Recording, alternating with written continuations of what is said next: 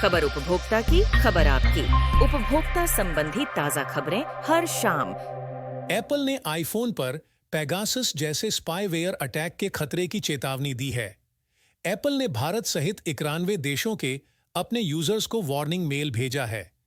ET की report के अनुसार आईफोन यूजर्स को मर्सनरी स्पाईवेयर के जरिए निशाना बनाया जा रहा है। ऐसे अटैक आम साइबर क्राइम से अलग हैं, जिसका मकसद डिवाइस का अनऑथराइज्ड एक्सेस हासिल करना है। देश में कर्ज का बोझ बढ़ रहा है और दूसरी ओर सेविंग कम होती जा रही है। भारतीय रिजर्व बैंक ने इस बात पर गहरी चिंता जताई है। दिसंबर 2023 तक ही घरेलू कर्ज बढ़कर रिकॉर्ड स्तर पर पहुंच गया है, जो 40% है। इसके अलावा नेट फाइनेंशियल सेविंग में कमी सामने आई है, जो जीडीपी के 5% तक आ गई। मोतीलाल ओसवाल की रिपोर्ट में ये आंकड़े सामने आए हैं। अनसिक्योर्ड पर्सनल लोन में सबसे ज्यादा वृद्धि हुई है। इसके बाद कृषि लोन, सुरक्षा के लिए लोन और बिजनेस लोन सबसे ज्यादा लिए गए हैं।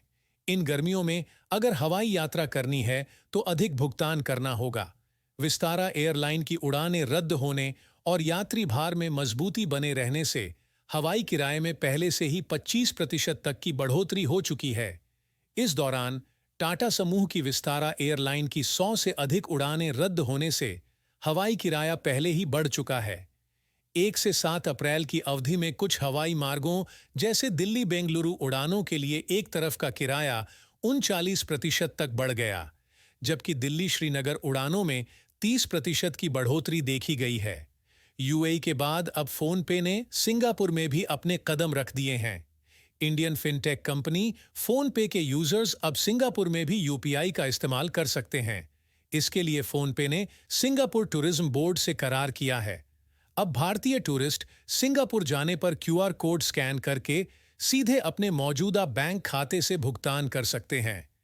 अगर आपको तत्काल कैश की जरूरत पड़ी और आप किसी भी वजह से एटीएम या बैंक नहीं जा पा रहे हैं, तो अब चिंता करने की जरूरत नहीं है।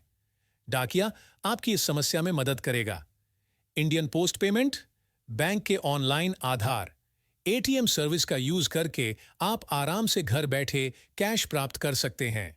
आधार सक्षम भुगतान प्रणाली के साथ कोई व्यक्ति अपने बायोमेट्रिक का यूज करके नकदी निकाल सकता है या आधार से जुड़े खाते से भुगतान कर सकता है।